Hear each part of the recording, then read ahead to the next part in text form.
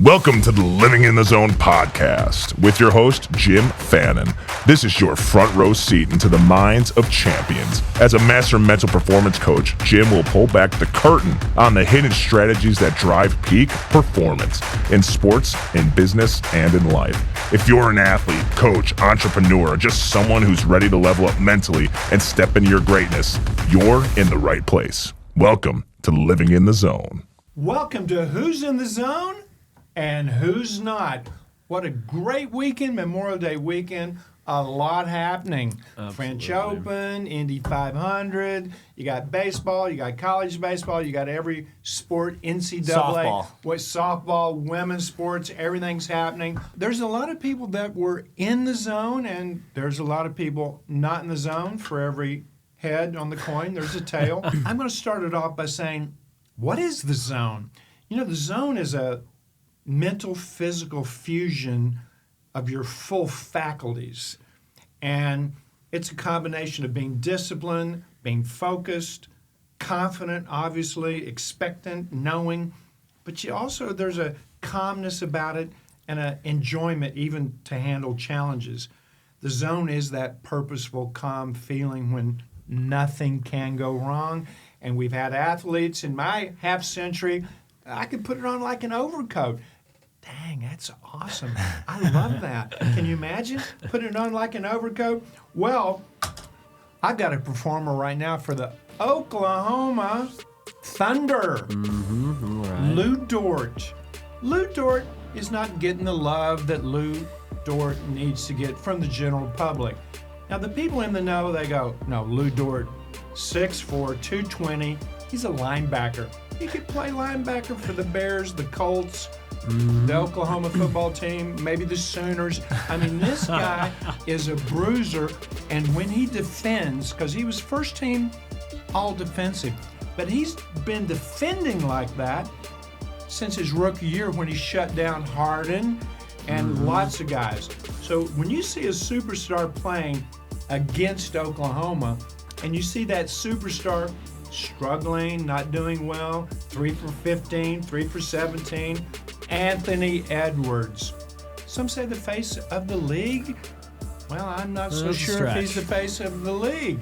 I mean, he scores 40 points, and then Sweet Lou locks him down and puts him in what is called the Dort chamber. The Dorture chamber. Dorture.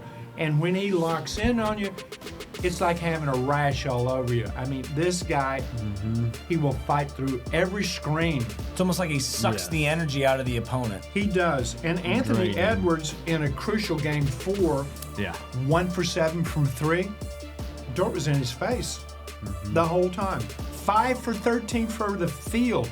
He only took 13 shots, and he got hammered in the media. Why are you only taking 13 shots? SGA, Shea Gilgeous Alexander, I think he had 25. I don't remember how many shots, but it was double what Anthony Edwards. In these big moments, definitely in the NBA, it's a star-driven game. It's a star-given league. And Anthony Edwards, you're definitely a star, but you got shut down because Dort was in the zone, making you not in the zone in the fourth game. So Ryan Litch, who's in the zone for you? I'm going to take it to Women's College Softball World Series. UCLA Bruins, the women's softball team, definitely in the zone. They outscored their opponents in the regionals 31-2. So they dominated the regionals. Wow. Go to the Supers against South Carolina, which is a SEC powerhouse softball, great athletic program there. But let me just say some stats here with UCLA women before I get to why they're in the zone. They've got an infielder, Jordan Woolery, hitting .415 with 23 homers, 86 RBIs in 50 games. That's ridiculous. That's pretty awesome. 60 games now. Megan Grant, a .384 batting average, 25 home runs. Insane. Wow. Savannah Pola. Big boppers with big average. Boppers, yes, and left-handers. Love that. Savannah Pola, .440 batting average with 9 home runs. And then we've got on the pitching side, Caitlin Terry. She's 19-5 with a 2.62 ERA, 159 strikeouts, and opponents are hitting 210 against her. So they've got the formula to win a national championship. And this is UCLA. This is a softball mecca. They've gone to dozens of super regionals, many times in the College Women's World Series. Where's Oklahoma in this thing? Oklahoma, well, they host. They host the World Series for a reason. But UCLA, they were in an elimination game in the Supers against South Carolina, down 3 runs going to the last inning, and they hit a walk-off homer to win it on their final strike. Their final out. They're down their final out multiple times. They came back, and then they shut them out the next day to advance the Women's College World Series. So down to their final strike, season's over. You know, it's World Series or bust for girls in this program, and they got there. So they have a high level of relaxation, I believe, because down to their final strike, you got to be cool. You can't panic. You can't have any pressure really overlay your That's breathing. really a reflection of a coach that gives that demeanor of calm and cool when the money's on the table. That's when people blink and bite their nails and look around, see what everybody else is going to do. That's a well-trained team to execute the basics when you're in those moments of truth. And women's softball is such a high emotion game. If you've never watched the Women's World Series, you have to. The girls are always smiling. They're having so much fun. It's such a fast game. So they could have easily let their emotions get the best of them. But they went one pitch at a time, stayed cool, calm, definitely have some optimism in there. They had to believe and expect, wait, if we just win this pitch, we'll be okay. And walk-off homer, shutout the next day, and now they're in the World Series. So congratulations, UCLA. You're in the zone. Caleb, awesome. you believe that the Earth revolves around Indianapolis. Indiana. It is the center. It's not a heliocentric universe. Yes, it's it's an the center of the Indiana-centric universe, and Especially in the sporting world right now. And this weekend was insane. If you're from Indianapolis, Crazy town. crazy town. It was. Who's in the zone? Of course, the big Indy 500. The greatest spectacle in racing. So it's called. We are going to go with the winner there of the Indy 500. He drinks the milk for the first time, baby. Alex Palou. And Alex Palou has won 5 out of the first 6 IndyCar Series races this year. So he's already had a very high First of all, standard. I've coached a lot of drivers. That's improbable to do that. Not because of him, but you also have to have a car that can back it up. Yes. And a team that can back it up. Absolutely. So that's impressive to win that many. Yeah. I wonder if he was doubting himself coming in because he's never won the big one. Obviously, he may have had some seeds of doubt, but he dismissed them. Dismissed those. And Chip Ganassi Racing with Honda, that's his team, so they definitely have something cooking. Maybe that whole team is in the zone to start this year. But as you just mentioned, Palou has not won the big one yet, has not won the 500. And this was also his first oval win of the year. So a lot of Indy cars on different track series. This was the first oval win of the year. And I think all high score levels. Self-discipline, concentration, optimism, relaxation, enjoyment. But I want to specifically point out to self-discipline and concentration because the 500 is such an endurance race. And this year conditions were not like they normally are. It's a little colder. Track temperatures in the low 60s, a little bit of a rain delay Tire to start. pressure has to be adjusted. That's all according to that. adjusted, yeah. So the car handles a little different than what they're used to running the qualifiers when it's 80 degrees out. And I think he really discovered the patience that he needed. So he had that self-discipline. He had restraint. He had to know when to hit it and when to make those moves and when not to. Because he passed Ericsson with 12 laps to go and then hung on to it the rest of the race. So he stayed patient. He stayed to his game plan. He knew when to make that move.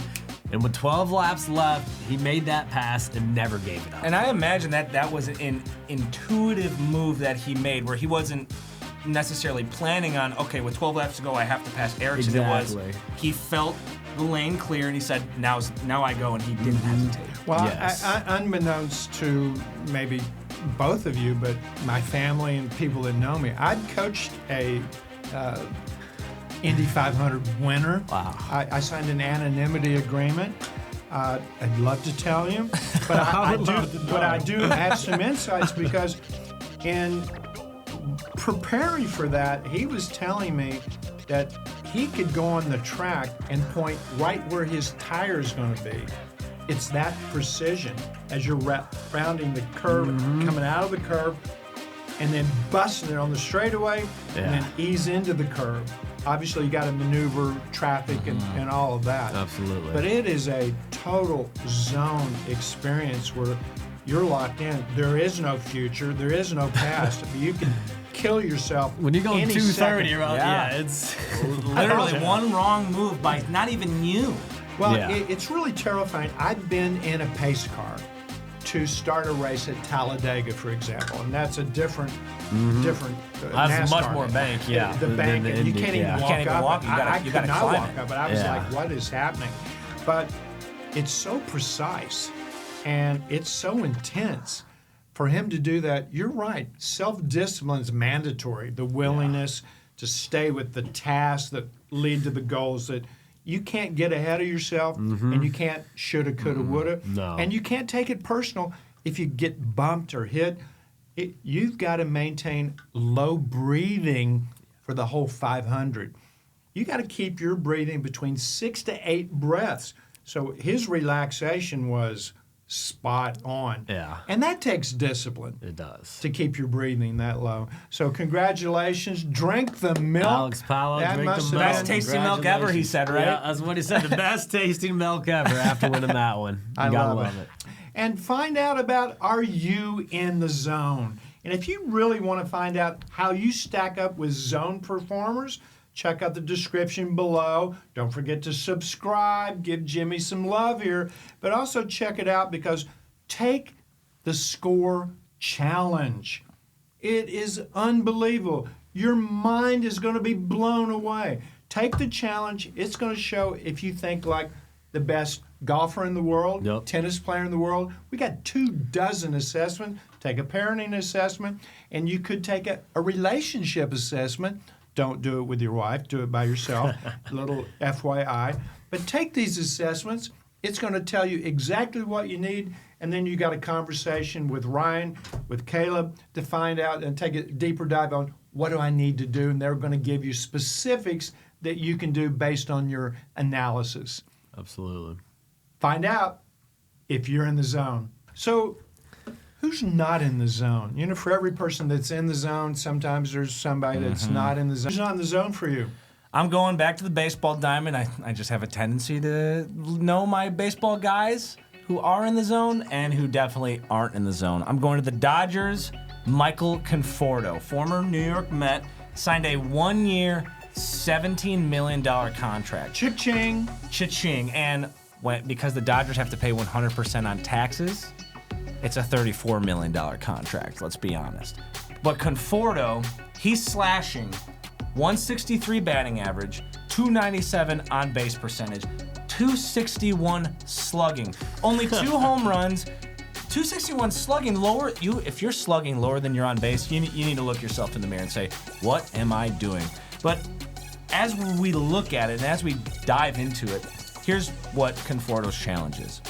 He's got a self-discipline challenge because he doesn't have a true vision of what do I actually want. He's trying to play like he's a $34 million guy when he never has been, really. I mean, a one year, $17 million contract. Yeah, good for him. Yeah, he made his money. It's awesome. Yep. But now he's trying to play probably like Shohei Ohtani for some reason. He's not him. He's trying to be this world champion Dodger guy. So he is totally not playing his identity. And I believe that's what's happening with him. And I think that's been happening with him over the course of his career because he came up in the league, was a solid ball player, real good lefty bat, was going to be a star for the Mets for a long time. And then he's just kind of slowly dwindled and gone kind of in the, I remember Michael Conforto. Oh, yeah, I remember him. He's okay. Yeah, he's so a I don't- $17 million guy right now, but there's one thing I've learned. Lions don't hunt when their belly is full. I love seeing a big contract and see what you're going to do after you get the big money. If you try to match it and be the $17 million guy, you're not going to do well. You're going to be grabbing your throat. You're going to be pressing. You're going to be TRYing, trying to ruin yourself. TRY. It's a lack of discipline. He needs to get back in the trench and just do what got him to get that $17 million, which are the basics. Yeah. Money on the table, hit solid, you'll be fine. But right now, he's definitely not in the zone. And he's probably getting hammered on social media. Oh, I'm sure. So we're telling them stuff. Get off your Stay phone. off that. Get Don't off look your at phone. it. Get off the phone. Who's not in the look it zone for you? So I'm also going to go with another racer here. So this individual, Mr. Kyle Larson, not in the zone. Kyle Larson was attempting to become only the second driver in history to complete the 1,100 miles of finishing the Indy 500, hopping in a helicopter, flying down to Charlotte, and then competing in the Coca-Cola 600. Back to back. Back to That's back, wild. same day. How fun. I mean, that's awesome. Tony Stewart's the only one that's actually completed the Hmm. 1,100 miles, which that means complete the 500 and this Coca-Cola 600. Private helicopter. Private, of course. Just Of hop course. the helicopter right off, go from the golf course to the track, and That's you how head you right get down. to work, isn't it? Yeah. Very I heard the similar. rotors coming in.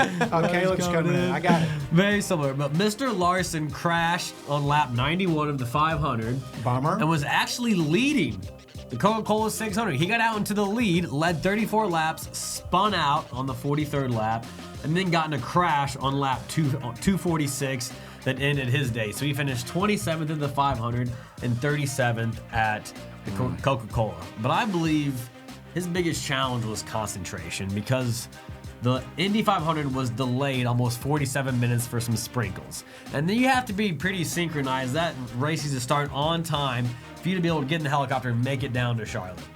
And when that race was delayed, he even quoted saying, well, I was thinking about it while I was sitting there preparing for the race. Am I going to have enough time? He said once the race started, that went away. But I'm not sure if he was really focused as he needed to be on, hey, I'm in the moment. And he had one little slip hop on turn 3, put it into the wall, and then hops in the chopper, immediately goes down. Well, he probably, after he put it in the wall, I bet he replayed going in the wall. Why did it happen going in the wall? Replayed the wreck, replayed Yeah. the wreck. Can't believe that And his happened. subconscious goes, I can do that. Let's do it in Charlotte. Let's go do the Coca-Cola. day. And then it was leading. Like I said, led 34 laps, spun out, but then on lap 246, ended up and took 3 other cars out too. So he was not in the This is zone. a great time of the year. It's a time of the year where high school athletes, college athletes, pro athletes, a lot happening. Who's in the zone? Who's not in the zone? Let's go right into the Zone Cafe. Thank you, Zoniacs, for watching the clip Who's in the Zone. And if you'd like to see the full podcast, go to Spotify or check it out in the description below. And don't forget to subscribe so we can send the show directly to you. Zoniacs, be in the zone. It's the only place to be.